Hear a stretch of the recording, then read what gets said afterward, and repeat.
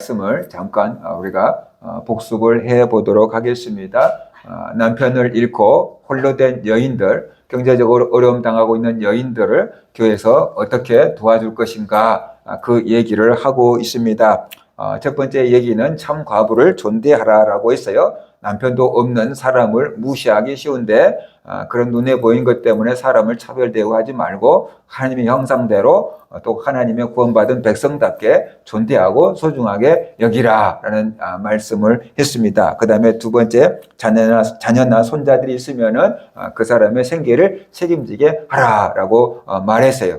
가족들이 홀로 되신 어머니를 돌볼 수 있게 하시고, 가족이 없으면은 예수 믿는 친척들이라도 그 친척을 돌볼 수 있게끔 하라라는 얘기를 했습니다. 그래서 가족의 책임 원리에 대해서 얘기를 해 주었어요. 그 다음에 세 번째로 하나님께 소망을 두라. 참 과부는 하나님께 소망을 두고 주야로 기도한다라고 이렇게 말했어요. 그러니까 하나님께 소망을 두고 주야로 기도하고 있는 그런 참 성도, 믿음의 사람, 그런 사람들을 구제하고 도와주라라는 그런 메시지다라는 것을 우리가 살펴보았습니다. 오늘 이어서 또 어떻게 그 홀로 된 여인들을 교회에서 도와줄 것인가 우리가 좀 살펴보도록 하겠습니다. 현대에도 보편복지냐 선별복지냐 하는 것들이 정책으로 이렇게 정권이 바뀌면 왔다 갔다 합니다. 그만큼 이것에 장점이 있고 또 저것도 장점이 있기 때문에 둘 중에 어느 것을 더 중요하게 생각하느냐에 따라서 선별복지도 또 중요할 때도 있고 보편복지가 중요할 때도 있고 그렇지요. 오늘 성경에서도 그런 것들을 지금 얘기를 하고 있는 겁니다. 그러면 4절을 보면 네 번째로 그들로 책망받을 것이 없게 하라라고 말하고 있어요. 여기서 말하는 그들은 홀로 된 여인들이고 교회에서 구제를 받아서 살아가는 그 여인들에 대해서 말하고 있는데, 그들로 책망받을 것이 없게 하라라고 디모데에게 지금 권면을 하고 있어요. 교회에서 홀로 된 여인들이 살기가 어렵다고 해서 교회에서 생계비를 이렇게 지원을 해 주었는데, 그 여인들이 이 세상에서 덕이 되게끔 살아야 된다라는 거죠. 그런데 그 여인들이 게으르거나 향락을 즐기거나 이 집 저 집 돌아다니면서 안 좋은 소문만 내고 다닌다고 한다면은 복음에 도움이 되지 않고 교회에 누가 되잖아요. 그러니까는 교회에서 도움을 받아서 살아가는 여인들로 하여금 책망받을 것이 없게끔 가르쳐라라고 말하고 있어요. 그들이 교회에서 도움을 받아서 살고 하나님의 은혜로 살고 있다는 것을 깨닫게 하고, 어디에 가서든지 교회에 누가 되지 않고 하나님의 영광을 가리지 않고 오히려 교회의 덕이 되게 하고 하나님께 영광을 돌리는 삶을 살게 하라라고 지금 가르쳐주고 있는 겁니다. 그러니까 교회에서 예전에 지금은 그런 사람들도 안 오는데, 예전에 목회할 때 막 계속 이렇게 구걸을 하시는 분들이 교회로 자꾸만 와요. 그래서 달고 오고 막 아무튼 그래요. 그런데 이렇게 주면은 그 사람들이 가져가서 뭐 밥을 사 먹는 게 아니고 새우깡 같은 거 다 하고 소주하고 이렇게 해서 술 마시고 또 술 먹고 또 오고 막 자꾸만 그러는 거예요. 그래서 식사 대접을 해주겠다고 와갖고 목사님 배고파요. 밥 사 먹을 돈 좀 주세요. 그러면 제가 식당에 가서 식사를 대접해 드릴게요. 그러면 아니 그러지 말고 돈을 주세요. 막 자꾸만 이러는 거예요. 그래서 돈을 주면 또 가서 소주 한 병 사고 막 이러는 거예요. 그래서 나중에는 가서 식사를 대접해 줬어요. 아무튼 덕이 안 되잖아요. 교회에서 이렇게 고지한다고 해서 도움을 주면은 그거하고 밥을 사 드시고 건강하게 하면 좋은데, 술 먹고 또 취해갖고 또 싸우고 막 그러면은 도움을 준 사람도 아깝잖아요. 그죠? 서울역에서 추운데 노숙하고 있는 분들이 꽤 많이 있어요. 그래서 교회들이나 어떤 선교단체들에서 가서 이제 막 추운데 따뜻하게 지내세요. 그러면서 막 패딩 같은 거, 오리털 패딩 같은 것도 이제 선물해주고 막 그런데요. 그런데 그런 분들이 그거 입고 따뜻하게 겨울을 나면 얼마나 좋아요. 그런데 그거 받아가지고 또 어디 가서 또 판대요. 그거 팔아가지고 또 그걸로 또 소주 사서 드시는 거죠. 그래서 거기 있는 분들은 며칠 날은 어디 교회에서 오고 며칠 날은 어디 선교에서 오고 뭐 주고 그걸 다 자기들이 메뉴판처럼 알고 있어가지고 그때 또 친구들 데리고 와가지고 받아가고 가서 팔고 또 헐벗고 있는 거예요. 그러면 또 저 헐벗으면 어떡하냐고 또 갖다가 또 주는 거야. 그러면 자기들은 또 갖다가 팔고 또 헐벗은 책 이렇게 있고. 다 그런 것은 아니지만 그런 분들도 있대요. 그러니까 막 중구난방식으로 구제하지 말고 딱 체계를 잡아서 좀 한꺼번에 여러 단체들이 모여서 한꺼번에 구제를 했으면 좋겠다라는 그런 얘기를 들었어요. 그러니까 교회에서 구제를 해줘도 그 구제를 받은 사람이 그 덕이 되게끔 생활하면 좋은데 교회 누가 되게 하고 술이나 마시고 싸움질이나 하는 대로 돈을 쓰게 하면 안 되니까 좀 잘 골라서 구제를 하고 그다음에 또 구제받은 사람들이 안 믿는 사람들에게도 이렇게 욕먹지 않고 책망받을 것이 없이 생활하도록 가르치라라고 지금 말하고 있는 것이. 그래서 교회에서 선교 헌금이든 구제 헌금이든 이렇게 나가더라도 복음에 누가 되지 아니하고 하나님의 영광을 돌릴 수 있는 그런 방향으로 그런 사람들에게 구제할 것을 지금 말씀해 주고 있다는 것입니다. 그러면 이렇게 구제할 대상이 누군가? 홀로 된 여인이라고 해서 교회에서 다 구제할 수는 없잖아요. 왜냐 그러면 교회도 뭐 사이즈 문제도 있지만 어떤 가지고 있는 자원도 한계가 있기 때문에 모든 것을 다 우리가 해줄 수가 없잖아요. 그래서 그 대상을 얘기합니다. 9절 10절 과부로 명부에 올릴 자는 나이가 60이 덜 되지 아니하고 한 남편의 아내였던 자로서 선한 행실에 증거가 있어 혹은 자녀를 양육하며 혹은 나그네를 대접하며 혹은 성도들의 발을 씻으며 혹은 환난 당한 자들을 구제하며 혹은 모든 선한 일을 행한 자라야 할 것이요 라고 말하고 있어요. 그러니까 과부의 명부, 홀로 된 사람의 명부에 올리면은 그 소리가 뭐냐 그러면 구제받을 대상이 된다는 건데 누가 구제받을 대상인지 선별하라는 거예요. 60이 넘는 여인을 선택해라. 말을 되게 어렵게 해놨어요. 60이 덜 되지 아니하고 뭐 이랬는데 이렇게 막 꼬아놓으니까 어렵잖아요. 60이 넘은 사람이어야 된다. 젊은 여인은 재혼할 수 있기 때문에 거기다가 올리지 마라 라는 얘기입니다. 그 다음에 한 남편의 아내였다가 남편을 잃은 여인이어야 된다라는 것이고 선한 행실의 증거가 있는 여인이어야만 한다라고 지금 말하고 있어요. 그 전부터 홀로 되기 전부터 선한 일을 한 선한 행동이 있는 그런 여인 중심으로 구제하라라는 것이. 왜 그러냐 그러면은 사람의 습관은 쉽게 안 바뀌거든요. 남편이 있을 때부터 행실이 안 좋았던 여인이 남편이 돌아가셨다고 갑자기 개과천선해서 행실이 좋아질 일은 별로 없거든요. 남편이 있을 때도 알코올 중독자였던 분이 남편이 돌아갔다고 해서 술 딱 끊는 일은 별로 없거든요. 그러니까 남편이 살아계셨을 때부터 선한 행실을 한 여인이라고 한다면 이 여인에게 구제헌금을 줘도 교회에 누를 끼치지 않고 하나님 영광 가리지 않고 살아갈 수 있을 것이다. 그러니까 선한 행실이 있는 사람에게 이렇게 명부를 올려라 라고 지금 말하고 있는 거예요. 그러면 선한 행실이 뭔가라는 거죠. 선한 행실이 뭔가. 그 선한 행실로 얘기하고 있는 게 자녀를 양육하며 혹은 나그네를 대접하며 혹은 성도들의 발을 씻기며 혹은 환난 당한 자들을 구제하며 혹은 모든 선한 일을 행한 거라고 말씀을 하고 있습니다. 그러니까는 자녀를 양육하는 것, 그것이 선한 행실이다라고 첫 번째로 언급되고 있거든요. 우리가 볼 때 어머니가 자녀를 양육하는 것은 당연한 거잖아요. 근데 그게 선한 행실 첫 번째로 등장하고 있다는 것이. 아니 부모가 자녀를 양육하는 것이 당연한 건데 그게 무슨 선한 행실이야 라고 생각할 수 있는데 이렇게 생각해 보세요. 홀로 됐어요. 이제 먹고 살기 막막해요. 자녀들 내팽개치고 나만 살 길 찾아서 가버린 사람도 있을 수 있잖아요. 당시에 있을 수 있을 거예요. 당시에도 있었을 거예요. 그러니까 자녀들이 어떻게든지 내버리고 나 혼자 살겠다고 가버린 엄마들도 있는데 남편 잃고 먹고 살기도 막막한데 그 가난한 형편의 아기들 먹여 살리려고 애쓰고 있는 그것이 선한 행동이다. 엄마의 책임을, 엄마의 본분을 지키고 있지 않냐라는 거죠. 그것이 선한 행실이다라는 거죠. 제가 살았을 때 시골에도 홀로 사신 그 여자분께서 자녀들을 5명인가 기르고 있는 집안이 있었어요. 그런데 동네 모든 사람들이 그 여자를 가리켜서 욕쟁이 아줌마라고 했어요. 자녀들한테 그렇게 욕을 막 퍼부으니까 욕쟁이 아줌마라고 불렀어요. 그래서 그냥 아기 때니까 그냥 욕쟁이 아줌마 하고 그냥 살아왔는데 목회자가 되고 어떻게 갑자기 그분 생각이 났는데 이제서 그분이 참 힘들었나 보다라는 생각이 들어요. 남편 잃고 가진 땅도 없고 시골에서 애들 5명을 먹여 살리려고 했으니 얼마나 힘들었겠어요. 그런데 애들은 말 안 듣고 사춘기 오면은 그러니까는 속에 있는 분노가 애들한테 터져 나왔을 거 아니에요. 그렇죠? 그래서 그렇게 욕을 많이 했나 보다. 혼자서 애들 키우느라고 참 힘들었겠다. 이제사 다 돌아가셨을 텐데 아무튼 이제사 그 생각이 들어요. 근데 그분 딸이 권사님 되고 사위도 장로님 되고 그랬어요. 그런 집에서도 이렇게 그러니까 보통 사람들 같았으면 애들 내버리고 재혼해서 자기 팔자를 고쳤을 수도 있겠지요.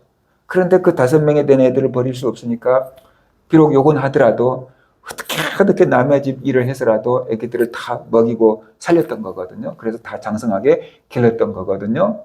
그게 선한 행실이다라는 거죠. 왜냐하면 엄마의 본분을 다 했기 때문에 하나님께서 자기에게 맡겨진 자녀들을 돌보려고 했기 때문에 그게 선한 행실이다라고 지금 얘기하고 있는 것이에요. 그래서 부모가 되어서 자녀를 양육하는 것이 당연한 것 같지만 홀로 돼서 자기 일을 생각하지 않고 나를 희생해서 자녀를 돌본다는 것, 그것은 분명히 선한 행실이고 그런 사람들의 성품은 믿어도 된다. 그런 사람들은 도와줘도 된다. 그 얘기를 지금 우리가 들으면 될 것 같습니다. 그 다음에 나그네를 대접한 것이 선한 일이다라고 말하고 있어요. 여기서 나그네는 그냥 여기저기 캠핑족처럼 떠돌아다니면서 여행하는 사람을 얘기하고 있는 게 아닙니다. 성경에서 말씀하고 있는 나그네라는 것은 예수 믿는 것 때문에 핍박받아서 이곳 저곳 떠돌아다니는 사람들을 나그네라고 합니다. 그 다음에 복음을 전하기 위해서 정처 없이 이곳저곳 발길 닿는 대로 가서 복음을 전하는데 거처도 없고 먹을 것도 없고 돈도 없는데 그냥 발길 닿는 대로 주님이 보낸 대로 가서 복음을 전하고 오늘은 어디 가서 자야 될지 모르는 그런 사람들을 나그네라고 합니다. 그런데 초대교회 성도들이 은혜를 받고 나니까 저 사람이 순회 복음 전도자구나, 우리 마을에 왔구나, 그러니까 우리 집에서 대접해야지. 그래서 우리 집에 들어오세요, 여기서 묵으세요, 여기서 재워주고 여기서 밥 먹여주고, 이게 나그네를 대접한 거예요. 예전에 안종국 선생님이 거지 전도 여행을 갔는데 어떤 대학교 기독교 동아리에서 거지 전도 여행을 가서 교회에서도 자고 집에서도 자고 그러는데 자기 그 자녀도 대학에서 그 단체에 소속돼가지고 거지 전도 여행을 다니기도 한다고 그러면서 그 부모님이 자기 자녀들처럼 걷어서 그렇게 잘 먹여주고 재워주고 그랬다는 것이. 하나님이 여기저기 예배해 놓은 손길들이 있거든요. 그래서 거지 전도 여행을 갔는데 굶어 죽지 않고 돌아온 것이 하나님의 은혜고 기적이죠. 그런 여러 가지 간증들을 갖고 오잖아요. 초대교회 때부터 그랬어요. 그래서 그 복음 때문에 핍박받고 피난 다니는 사람들을 자기 집에서 이렇게 쉬게 해주거나 순회 전도자들을 자기 집에서 묵어갈 수 있게끔 해주거나 바로 이것이 나그네를 대접한 건데, 그 나그네를 대접한 것은 예수님이 굶주렸을 때 먹을 것을 준 것이고 예수님이 잘 곳이 없었을 때 잘 곳을 대접해 준 거잖아요. 이렇게 제공해 준 거잖아요.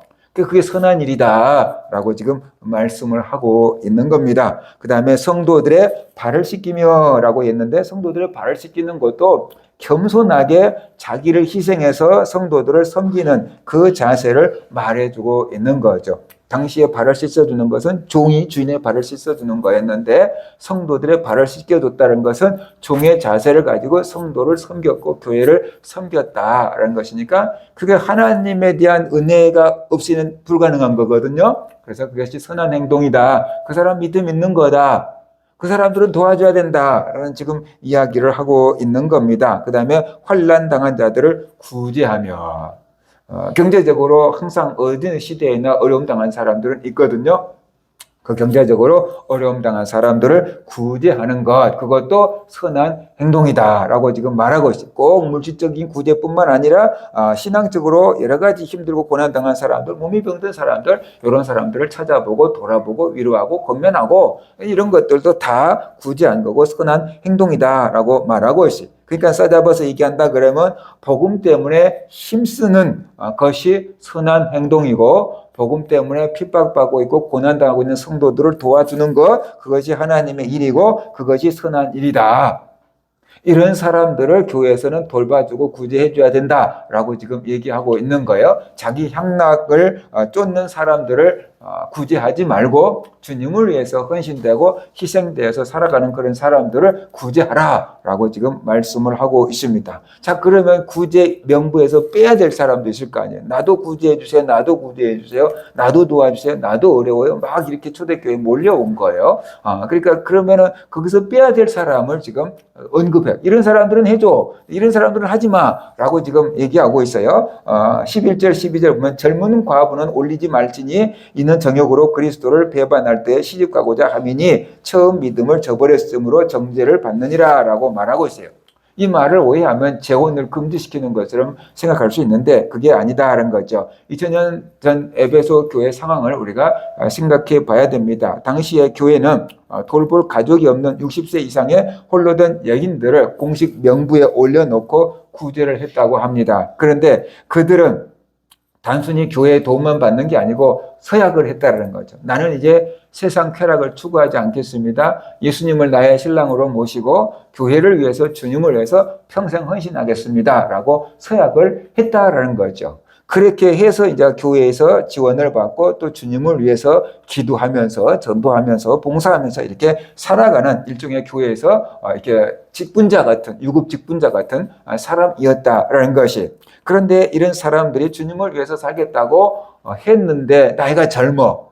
그러다가 보니까 어떤 남자가 마음에 들어서 뭐 이렇게 프로포즈를 할 수도 있고 이 사람도 아이고 결혼해야 되겠다 마음이 바뀌어서 시집 갈래요. 그리고 재혼할 수도 있다라는 거예요. 근데 재혼하는 것은 잘못이 아닌데 이제 주님만을 위해서 살고 결혼하지 않겠다고 서약을 했는데 그 서약을 어기고 이제 재혼을 한다 그런다면 그 계약을 파기한 거 아니냐고. 하나님과 맺은 언약을 파괴한 것이니까 이것이 잘못이고 이것은 정죄를 받을 일이다라는 거죠. 그러니까 젊은 여인들은 언제든지 그럴 가능성이 있기 때문에 60이 안 된 홀로 된 여인은 과부의 명부에 올리지 마라 라는 얘기를 하고 있는 거예요. 그런데 예를 들어서 60이 안 됐는데 해주세요 그러고 해줬는데 과부의 명부를 올리고 예를 들어서 나는 주님만 위해서 살겠습니다라고 했는데 나중에 진짜 좋은 사람이 나타나고 결혼하겠다고 하면 또 어떻게 해요?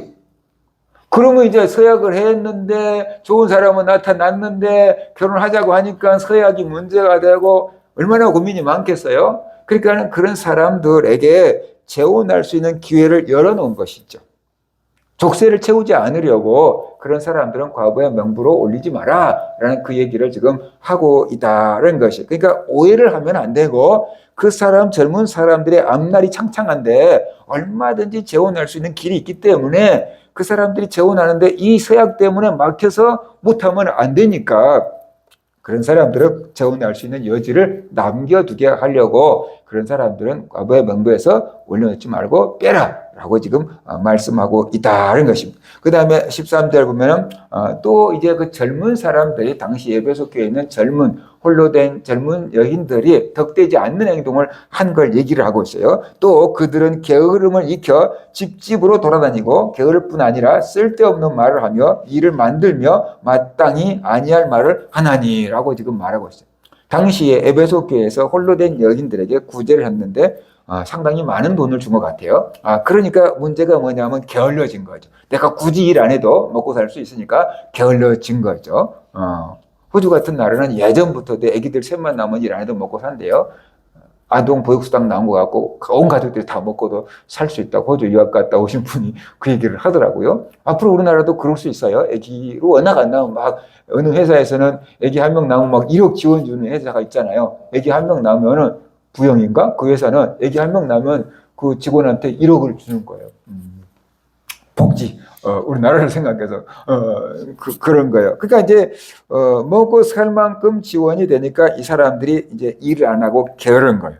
그런데 게으르는데 문제는 시간이 있잖아요. 그러면 시간이 있으면 주님을 위해서 살아야 되고 뭔가 덕스러운 일을 해야 되는데 뭘 하냐? 집집마다 돌아다니고 게으를 뿐만 아니라 쓸데없는 말을 퍼뜨린다, 만들어낸다라고 지금 얘기하고 있어요. 쓸데없는 얘기란 것은 이단 사설, 당시에 있는 영지주의 사상을 교회에서나 밖에서 듣고 와가지고 집집마다 신방 다니면서 영지주의 사상을 막 주입하고 있는 거죠. 이단 사설을 막 전파하고 있는 거죠. 근데 자기들은 이게 그것이 막 잘못됐다는 걸 아직 분별을 못하니까 막 배운 걸 막 갖다가 막 이제 막 털어놓고 있는 거죠. 퍼뜨리고 있는 거죠. 네, 그러고 있다라는 것이지요. 그러니까 이게 지금 문제가 됐는데 15절 보면 이미 사탄에게 넘어간 자도 있다 그러잖아요. 믿음을 버리고 영지주의로 완전히 뭐랄까 흡수돼 버린 사람도 있다라는 얘기를 하고 있어요. 교회에서 열심히 구제해 줬더니 어떻게 돼요? 이단한테 빠져버려 가지고 이단 사설을 막 신방 다니면서 막 전하고 있으면은 이거 어떻게 되겠어요?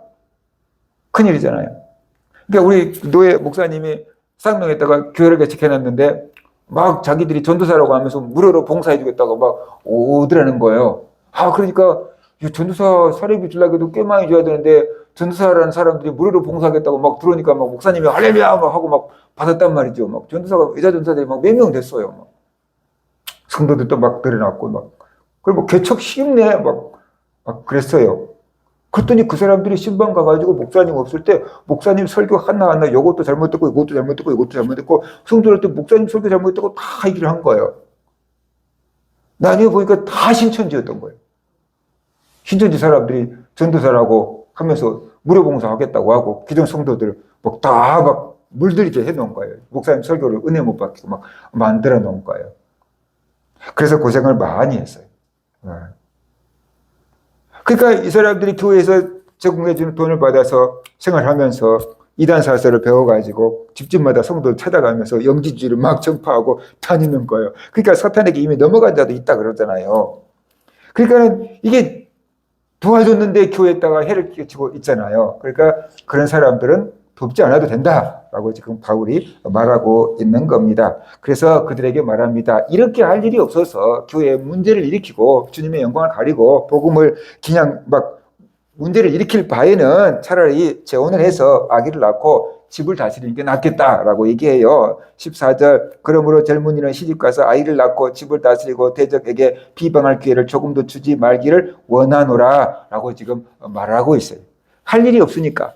아기를 돌볼 거라면 아기 돌보느라고 바빠서 이단 사설을 배우지도 못하고 전파하지도 않을 텐데 할 일이 없으니까 이단 사설을 배워서 또 가만히 있는 게 아니고 다른 사람들에게 막 전해주고 다니니까 그럴 바에야 차라리 재혼해가지고 아기 낳고 아기를 기르고 집안일을 열심히 하는 게 낫겠다라고 바울이 지금 말하고 있는 거죠.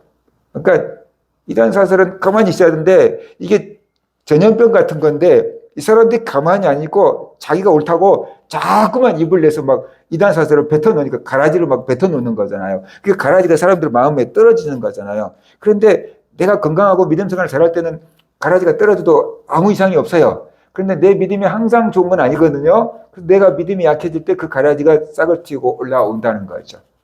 그죠? 여기저기 바이러스가 많아요. 근데 내가 건강할 때는 바이러스 다 이겨요. 근데 내가 막 면역력이 떨어지면 어떻게 돼요? 그냥 바이러스도 못 이기고 이제 내가 알아야 돼요. 아파야 돼요. 그거 같은 거예요. 그러니까 바로 그런 사람들은 차라리 그냥 집에일이나 하는 게 낫겠다라고 지금 말하고 있습니다. 본문을 통해서 우리가 배울 수 있는 게 뭐냐 그러면은 가족 돌봄의 원리다라는 것이에요. 가족이 먼저 어려운 가족이나 친척들을 돌보게끔 하라라고 지금 말하고 있어요. 국가에서 책임지거나 교회에서 책임지기 이전에 먼저 가족들이 친척들이 어려운 가족이나 친척들을 돌보는 그게 보호망이 되게 하라라는 얘기를 지금 해주고 있습니다. 정부의 보호망은 느슨합니다. 그래서 저기에서 굶어 죽어도 모르는 경우가 있습니다. 가끔 뉴스에 나오잖아요. 어려워서 굶어 죽었는데 늦게서 안 거예요. 정부에서 손쓸 수가 없었던 거예요. 모르니까. 그런데 가족이나 친척이나 이웃들은 어떻게 돼요? 쉽게 알 수 있으니까 먼저 손을 뻗을 수 있으니까 먼저 돌봄망을 구축하라라는 얘기를 하고 있습니다. 그 다음에 교회도 어려운 이들을 도와야 되는데 그게 아무나 도운 게 아니다. 왜냐하면 우리의 어떤 여건도 다 한계가 있기 때문에 선별해서 도우라라는 것이에요. 선별해서 도우는데 정말로 하나님의 영광을 위해서 일할 수 있는 사람을 도우라라는 얘기를 하고 있어요. 복음의 빛을 가리지 않고 하나님의 영광을 드러낼 수 있는 사람들을 구분해서 도우라라고 지금 얘기를 하고 있는 것입니다. 우리가 도움을 제대로 주면은 쓰러지고 주저앉을 사람도 일어나게 됩니다. 그런데 우리가 도움을 잘못 주면은 자립심을 무너뜨려 버립니다. 정부에서 빚을 제대로 갚지 못한 사람들의 빚을 탕감해 줄 때가 있습니다. 그죠? 정말로 성실하게 일해서 빚을 열심히 갚았는데 빚이 눈덩이 같아가지고 이걸 도저히 빚을 갚을 수 없고 소망을 가질 수가 없는 사람에게는 빚을 갚아줘야 됩니다. 그런데 외제차를 굴리고 있는 사람들의 빚도 갚아준다고 뉴스에 나오잖아요. 그 사람들이 실질적으로는 돈이 많고 외제차를 굴리고 있습니다. 그런데 정부에서 그걸 다 걸러내지를 못하는 겁니다. 그런 사람들이 어떻게 법망을 다 피해가지고 빚을 탕감받을 수 있는 서류를 만들어갖고 올려서 빚을 탕감받아버리는 것입니다. 그러니까 힘들게 애쓰게 막 그냥 노동자들이 일해가지고 세금 낸 것 가지고 그 외제차 타고 다니는 사람들의 빚을 탕감해 주는 경우도 가끔씩 있다는 것이죠. 그런 경우들이 비일비재합니다. 지금 컴퓨터로 전산작업해서 걸러낸다고 하지만 그래도 그 사람들이 또 워낙 똑똑해서 법망을 피해가면서 그렇게 하고 있는 사람들도 있거든요. 그러니까 사립초등학교 굉장히 돈이 많이 들어가는 사립초등학교, 일반인들은 꿈도 꿀 수 없는 사립초등학교에 애들이 다니는데 그 부모들이 정부에서 가난한 사람들한테 주는 그 돈을 받고 사는 부모도 있답니다. 그 돈 갖고는 도저히 거기 학교를 보낼 수가 없는데. 그러니까 서류상으로는 가난한 거예요. 근데 실질적으로는 부자인 거예요. 그런 사람들이 있을 수 있다는 거죠. 그러니까 법망을 어떻게든 다 그 사람들은 피한 겁니다. 그래서 이게 정말로 성실하고 정말로 어려운 사람들은 도와줘야 됩니다. 그런데 약삭 빨라가지고 자기 돈은 다 챙겨놓고 법망을 피해서 모든 정부 혜택을 다 받아 먹으려고 하는 사람들은 걸러내야 하는 게 옳겠지요. 왜냐 그러면 그런 사람들은 자립성을 키울 수가 없게 되고 사회의 종으로 활동하게 되기 때문에 성실하게 일하는 사람들이 오히려 어떻게 돼요? 이리 봐도 소용없네. 그런 마음을 먹게 하잖아요.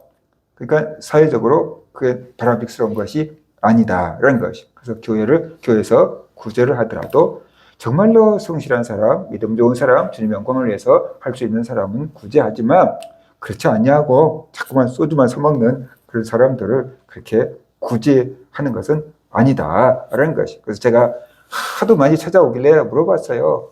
왜 작은 교회, 어려운 교회, 개척교회만 그렇게 찾아다니세요? 큰 교회 좀 가보세요. 내가 그랬어요. 그랬더니 그 구걸하러 오신 분이 그렇게 얘기하더라고요. 큰 교회는 담임 목사님을 만날 수가 없어요. 경비실에서 다 제지당하고 들어갈 수가 없어요. 큰 교회 담임 목사님 만날 수가 없죠. 근데 개척교회는 그냥 문 열고 오면 담임 목사님을 만날 수 있으니까 토요일 날 예전에는 우리가 모이고 수요일 날도 모이고 금요일 날도 모이고 그랬잖아요. 예배 때 알고 다 오는 거예요. 그런 얘기를 하더라고요. 코로나 기간 동안에는 어떤 분이 우리 교회 와서 금요일 날 예배를 계속 드리면서 조금씩 돈을 드렸는데 나중에 와갖고 뭐라고 얘기하냐면 이제 이렇게 가난한 교회는 그만 와야 되겠어요. 그러더라고. 금요일 날 성도들이 별로 안 하고 우리 가족 위주로 이렇게 모여있기도 하고 그러더라고요. 이렇게 몇 주 와서 이렇게 돈을 받아가더니 자기도 미안했는가 봐요. 이제 이렇게 가난한 교회는 그만 올게요. 그게 참 씁쓸하더라고요. 그래요. 그래서 교회에서 구제할 형편이 되더라도요, 봐가면서 구제를 해야 되고, 하나님께 영광이 되는 방법으로 이렇게 구제를 해야 된다라고 바울이 말씀하고 있습니다. 우리 교회도, 우리 성도님들도 삶이 더 풍족해지고 넉넉해지기를 원합니다. 그래서 우리보다 가려운 사람들을 마음에 감동한 대로 마음껏 도우며 구제하며 살 수 있기를 바랍니다. 그럼에도 불구하고 꼭 구제할 사람, 꼭 도와줘야 될 사람, 하나님의 영광을 위할 수 있는 사람, 그런 사람들 위주로 먼저 이렇게 도움의 손길을 펴는 그런 교회와 성도님들 되시기를 주의 이름으로 축원합니다.